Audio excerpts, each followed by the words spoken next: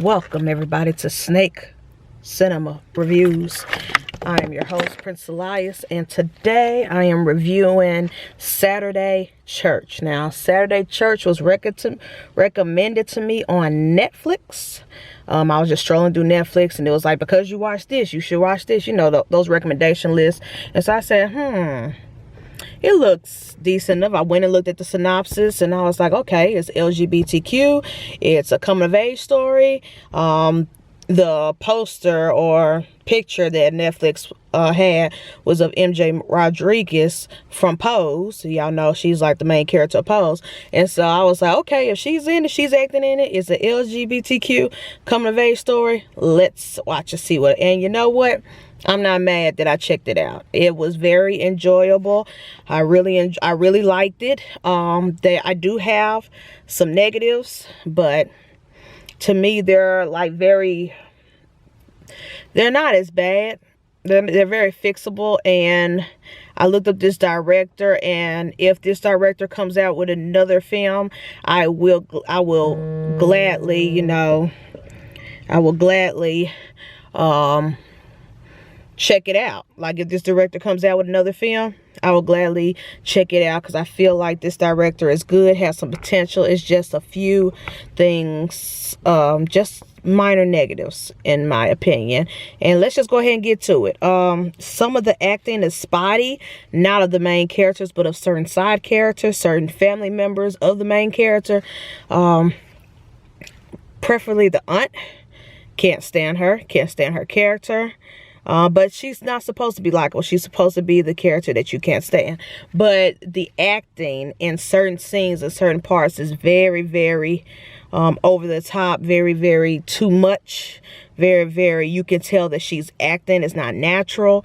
And the little brother. But I try to give more grace to the little brother because it's a kid. And some kid stars, if you're not giving them a strong enough script and strong enough direction, you're gonna see the flaws in it. So I give grace to the kid, but the little brother. But as far as the aunt, I've seen this woman, this actress, in plenty of TV shows and movies. She's done a lot better in other films than this one. So I was kind of disappointed. And some of the dialogue, I would say the script writing is the biggest. There are certain dialogues, not the whole movie. The whole movie isn't like this, but it was just certain scenes, certain dialogue, certain ways that people said the lines. It seemed amateurish. And this could have been the people's first film, I don't know.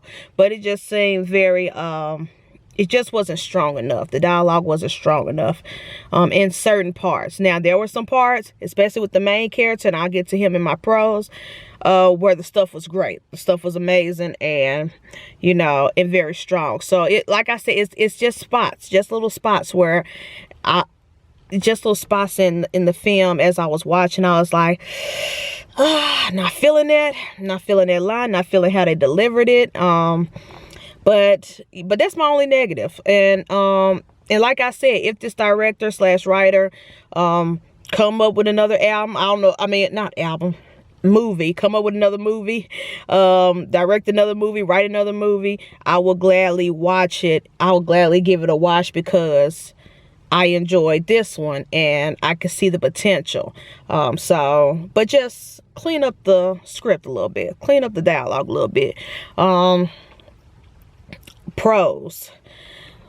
Of course, this has 2, maybe 3. I have to look up the other actress, but I know for a fact it has 2 actresses from Pose, MJ Rodriguez and India Moore, in here as some of the side characters, as the people that the main character meets and becomes friends. And there's another woman on here that I think she's also been on Pose. Probably not. She's probably been on other films, but I will do more research on that. I'm just giving y'all my first off, because I just watched it like last night, so I'm just giving off my thoughts right here and there and the things that I know for a fact. So my first reaction to it. And so They were great. Once the main character, played by Lucas Kane, I believe his character's name is Ulysses, once he meets up with these trans women and the gay guy, it was amazing. Every scene that they've been in, the dialogue was strong. Everything was just amazing.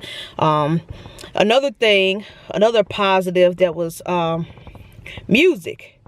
I wouldn't call this a musical, honestly, because it's not like they're singing every other word or every 2 minutes. I think this film only has like 4 songs, like 4 original songs maybe, and they are not long. They're very short. It's like a line. And so but it surprised me the first time when it's like he's daydreaming. He's in the locker room. He's daydreaming because he just got bullied. And he's daydreaming, you know, telling off his bullies. And the song, the music, the dance sequence, it was beautiful. And I was shocked because I was not expecting it. I was like, oh, so this is what this type of film is going to be. And I think it was like 15, 20 minutes in. I was like, oh, so this is what the type of film I'm watching.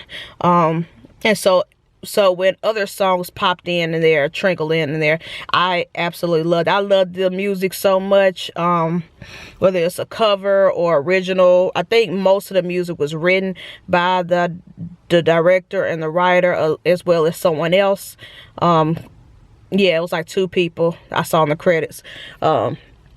It was very, very good. So good that I went searching, and thank God Spotify has the album, the soundtrack on Spotify. Probably Apple Music, I'm not sure, but definitely on Spotify, because that's what I have. And I immediately saved that to my queue. So I would definitely be listening to more of their music. For sure. It was beautiful. The songs were beautiful. The lyrics were good. The lyrics were stronger in the songs than it were. You remember when I said a few minutes earlier, like 2 minutes earlier, that the script was kind of spotty with the words, the dialogue. The dialogue was way better in the music than it was when the actors were, when certain actors were speaking. And so that was a major, major plus for me. I love the music. And lastly, the biggest pro, the biggest plus, the biggest positive of this film is the lead character, the character that we're following all the way from beginning to end. Like I said, his name is Luca Kane. That boy is talented. And I did Google, this film was made or released a couple of years ago. This isn't brand new, but I just discovered it on Netflix.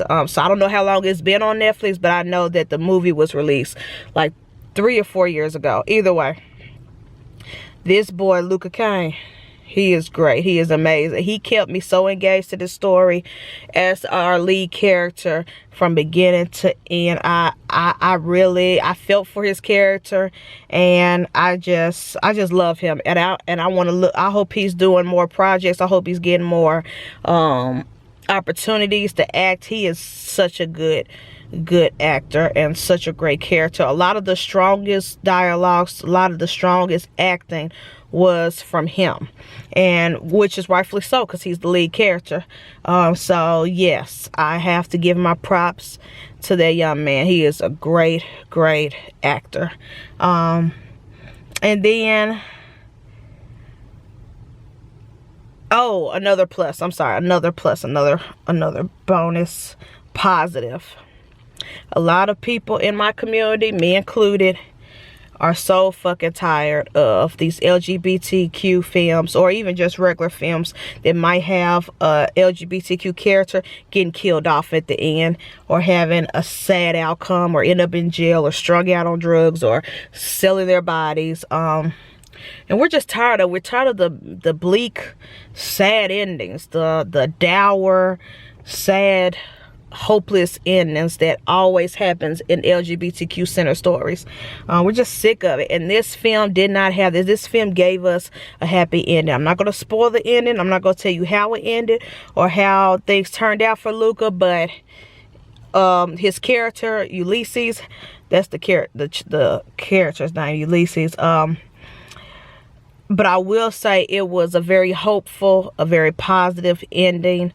None of the characters had to die. None of the side characters. None of the, you know, the older trans folks who brought him in the fold. None of them got killed, murdered, beat up. It was a very good, happy bow on the gift box. You know what I'm saying? And we need more LGBTQ stories like that. It's okay to talk about our traumas, talk about our struggles, because this character does go through some struggles in the beginning and in the middle. But to show that we can have a happy ending, to show that we can find love, that we can have a chosen family, that we can, that sometimes, you know, there are some LGBTQ people out there in the world who have family who accept them, who has a family member, a parent, or whoever who accept them for who they are. And it's not always doom and gloom. And so I felt like the ending of this was a great breath of fresh air. Because when it comes to our stories in Hollywood love showing us in peril, showing us in tragedy, showing us either all of us or one of us dying, getting killed. It's a trope that is so played out, the kill your gays trope. And I'm glad that was not in this film. What, did he get bullied? Yes. Did he have an abusive relative? Yes. But by the end, everything worked out for the good, and that does happen in our community. I'm a example of that. You know, I have family who accepted me and love me for me. I've had parents, like my parents didn't throw me out the house. They didn't beat the crap out of me. You know, it was like, you know, we do have happy endings in our community. It doesn't have to always be doom and gloom, and we don't have to always die, or one of our characters had to die for another character to rise or become a better person or grow. Like, no, we don't have to keep doing that. So that's another reason why I love this film. Hats off to the writers, to directors, to everybody who decided, let's not give them a dour, sad ending. That if you watch LGBTQ films on Netflix, 95% of it has sad endings, or the main character doesn't get the love of their life, or they end up in the streets living alone, getting kicked out their parents' house, get beat up, or the one person that accepted them or looked up to them died, or something. Like even Moonlight. I love Moonlight. Moonlight is a great film, not just for LGBTQ but for black people. Moonlight is an amazing, beautiful written film. But the hero, the father figure, the person who took him in, spoiler alert, did eventually pass away. He wasn't there forever throughout the whole story. And, you know, and he had some struggles, and he had struggles with his relationship with his mom and all this. And it's just like, you know, we're tired. We're just tired of the same old tropes.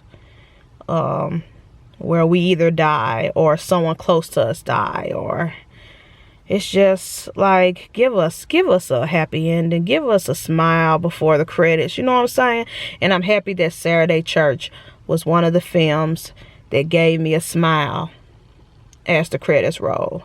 And like I said, I'm going to go back. I didn't do much research afterwards. I did a little, but not much. I'm going to go back and see if the writer director has any more films already on the resume or planning on, because I really feel like the people who are involved in this film have some great potential, and I need to definitely look up Luca Kane and see what other stuff has he been in, because his face does look familiar, but not really. He just has one of those faces that I think I might have saw on a TV show once, but I'm not sure. So I gotta do my research, because he killed it. He was a great actor, starring in this role. The casting was great. The side characters was great, minus the aunt. She got on my damn nerves, both acting wise and just as a character. But anyways, enough of that. Saturday Church is on Netflix. Go check it out. It is a great film, and like I said, it puts a smile on your face by the credits. So that is it for Snake Cinema Reviews. I am your host, Prince Elias, and I will check y'all in the next video. Peace.